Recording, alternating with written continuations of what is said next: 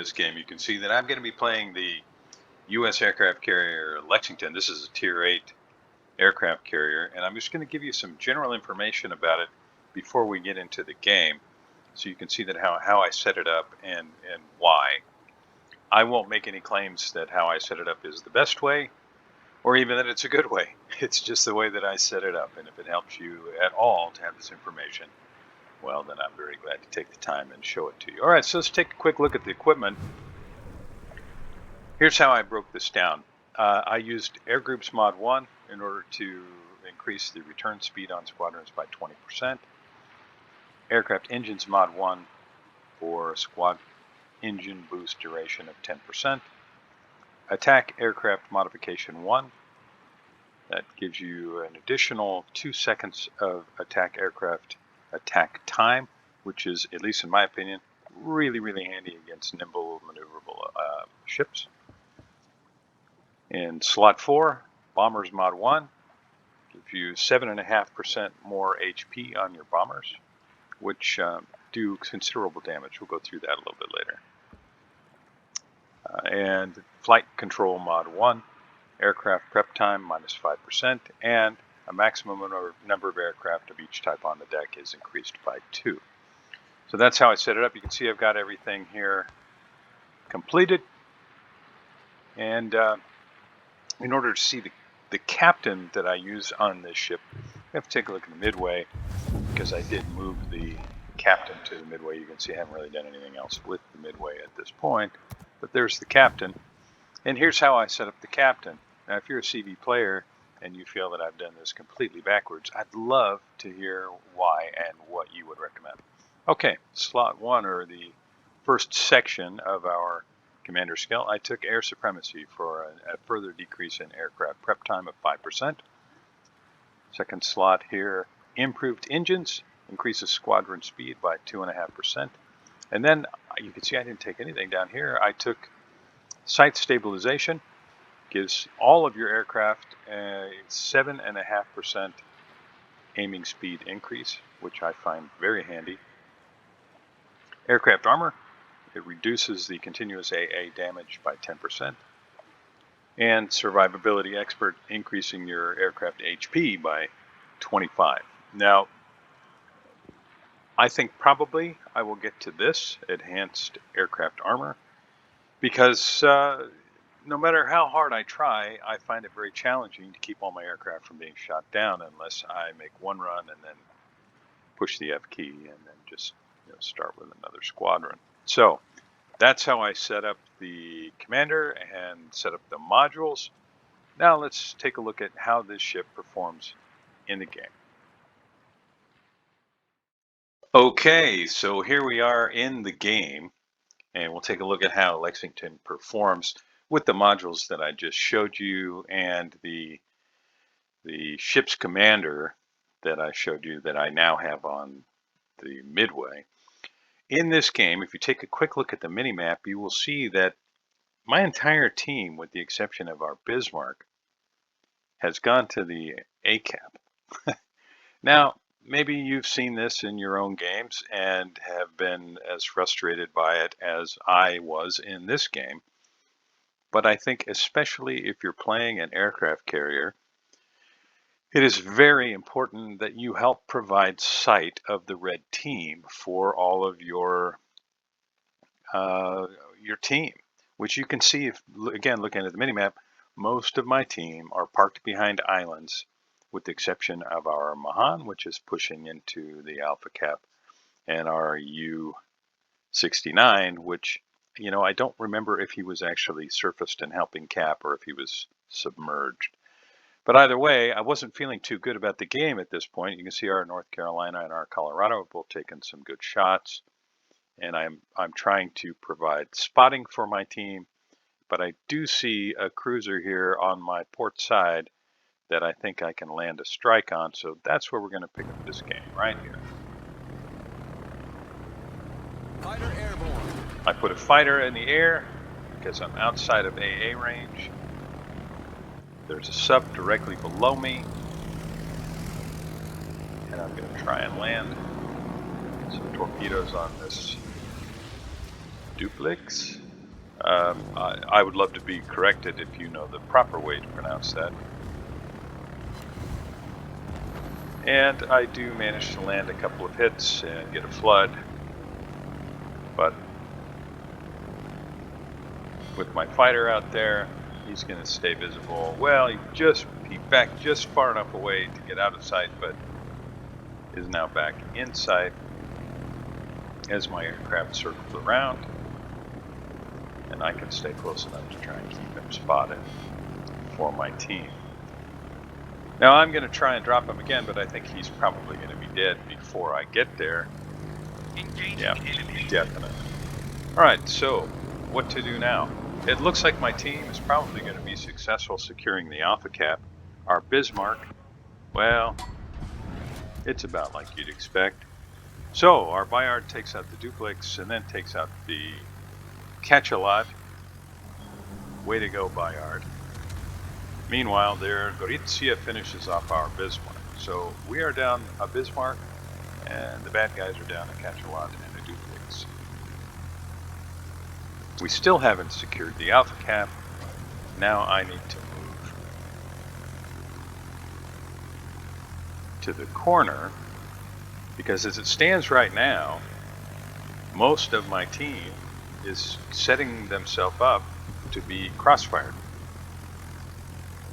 You can take a look at the minimap and see that you've got Cleveland, Harbin, Gneisenau on one side, North Carolina and Heinrich on the other. And I'm really hating to try and attack the North Carolina, because the AA on the North Carolina is relatively strong. And I know I'm probably going to be losing aircraft. So I'll make that one drop for one non-pen. And now I'm just having to think about, what do I need to do next? So it's torpedo planes. It's the Cleveland finishes off our Mahan. Both teams now down 2 ships, and we don't have anybody at the Bravo Cap. So it's just a question of time until the red team gets there. They've still got their Mahan. So in my opinion, that gives them a bit of an advantage. You can see that the red team also has a Lexington. And all things being equal, I think the team with the destroyer has a bit of an edge. Now I'm moving this direction to give the impression that I'm going after the Heinrich, when in fact I'm intending to drop the North Carolina.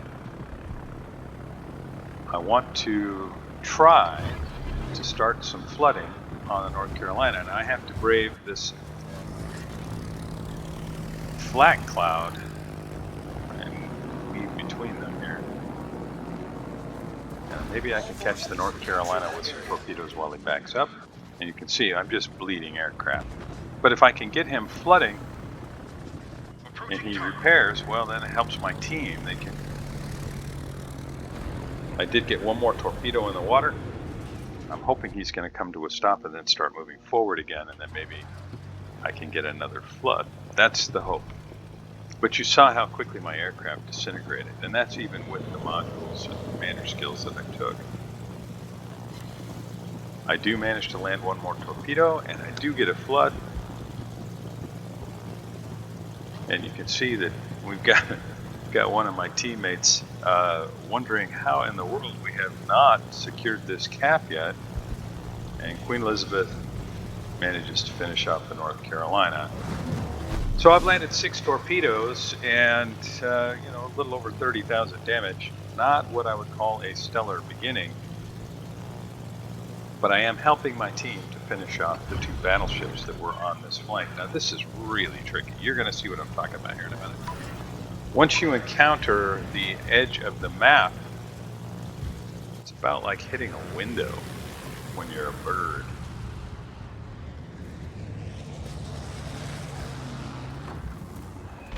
See how the aircraft immediately turned to one side?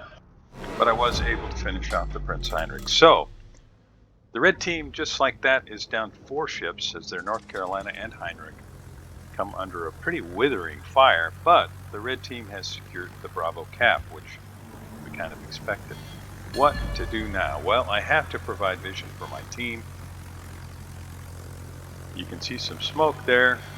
So I'm going to try and focus this side in the hope that we can, well, do the same thing. Prevent them from setting up crossfires. Our Prince Heinrich finishes off their Cleveland. And as it stands right now, things are looking very good for our team, despite the fact that we've only got one cap. This battleship is pushing in, so if I can't get a broadside shot with these rockets. Huh. Very, very, very ineffective. Now, granted, I could have placed the shot a little bit better than I did, but if you don't hit the superstructure with rockets, it's hard to do any damage. And you see, I flew over the island there, and that brought my altitude up, which pushed the reticule of the rockets way out. And I just said, well, forget it. I don't have a good angle. I'm not going to be able to get these rockets on the target. Had I waited, I would have flown right over the Richelieu and probably lost more aircraft. So I've just gone and picked up some torpedo bombers, and I'm going to see what I can do to help our Hipper with these torpedo bombers. Now my guess is Richelieu is going to turn into the Hipper in order to avoid his torpedoes. So I need to come out to the Richelieu's port side.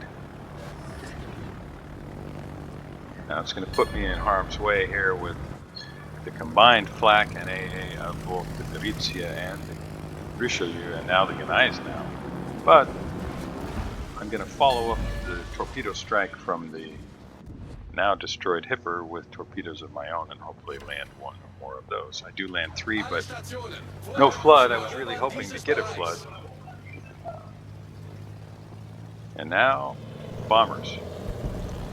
Bayard finishes off the Gorizia, and at this point, is this game in the bag?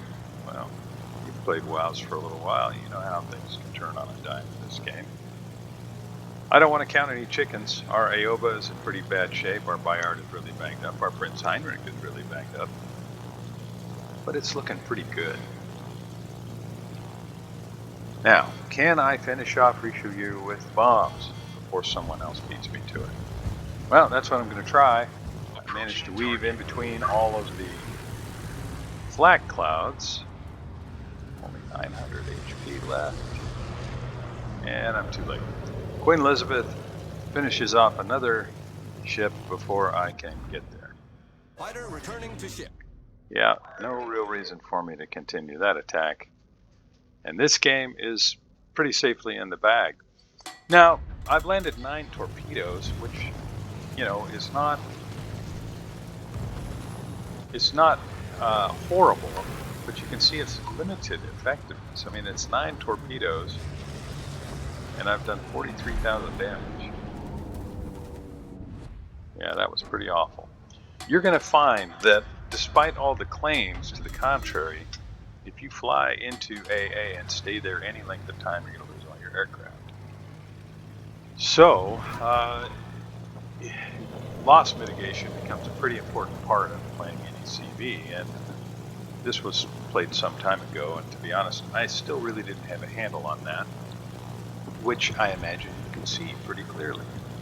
I've lost a lot of aircraft, and I haven't really done all that much. We're really just kind of mopping up at this point. If the red team can finish off our Bayard, that's going to help them a lot, and Asturias is pushing into the Mahan. But Mahan's torpedoes, well, left a big gap for the Asturias to fly through. Their Lexington is now visible. And while I might be able to finish off the Mahan, that's a pretty small prize with 800 HP left. I am able to help keep him visible despite his being on the other side of the cloud of smoke. We've sunk an enemy destroyer. That's the best I can do, and you can see there's no reason for me to continue flying through the Lexington's AA. So I managed 2 kills here, but did I really? Nah. 44,000 damage, 2 ships, I'll say, finished off, but others did all the heavy lifting. Our Bayard has managed 3 kills, and he has really done a lot of work. He's still in the game at the edge of the map as our Asturias finishes off their Lexington. And what really is the point of this particular video? Well, yeah, +1 to the buyer. Concentrate fire on the enemy Keep those warship. guys occupied. If New Mexico and Gneisenau's guns had been able to focus more toward the middle of the map, this might have gone a little bit different direction. I'm just providing vision now for my team. I might be able to make a strike on one or the other of these before much longer, but the red team is, well, they're just being routed at this point. Harbin has to turn, or he's showing continued broadside to my teammates. Let's see if I can land a couple of torpedoes on him.